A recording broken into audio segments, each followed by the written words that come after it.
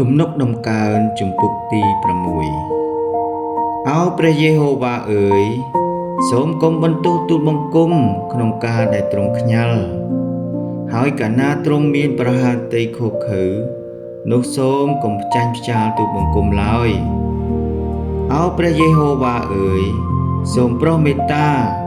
ដល់ទូលបង្គំផងត្បិតទូលបង្គំខ្សោយអោព្រះយេហូវ៉ាអើយសូមប្រោសទូលបង្គំឲ្យជាត្បិតឆ្អឹងទូលបង្គំញ័ររន្ធត់ប្រលឹងទូលបង្គំក៏ថប់បារម្ភជាខ្លាំងដែរឯទ្រង់អោព្រះយេហូវ៉ាអើយតើដល់កាលណាអោព្រះយេហូវ៉ាអើយសូមទ្រង់យាងមកវិញហើយប្រោះប្រលឹងទូលបង្គំឲ្យរួចសូមទ្រង់ជួយសង្គ្រោះទូលបង្គំដោយយល់ដល់សេចក្តីសប្បុរសនៃទ្រង់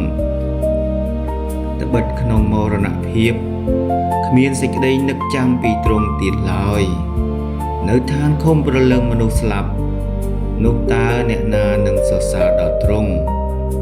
ទូលបង្គំអស់កម្លាំងដោយធ្ងោដំណេកទូលបង្គំត្រូវទៅទឹកជោកទូលភ្លឺទឹកភ្នែកទូលបង្គំហូរស្រោចដាបក្រែ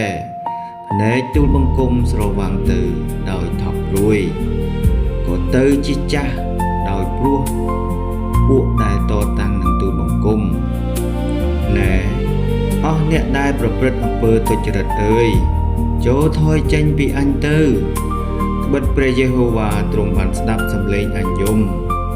ព្រះយេហូវ៉ាបានស្ដាប់ពាក្យដែលអញទូលអំបរហើយព្រះយេហូវ៉ាទ្រង់នឹងទទួលពាក្យដែលអញអធិដ្ឋានផង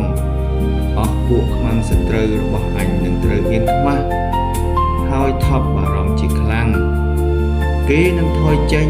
ព្រមទាំងមានសេចក្តីខ្មាស់ភ្លាមមួយរំពេចអាមែនអាមែនអរគុណព្រះអង្គសរសើរដំណើរព្រះអង្គ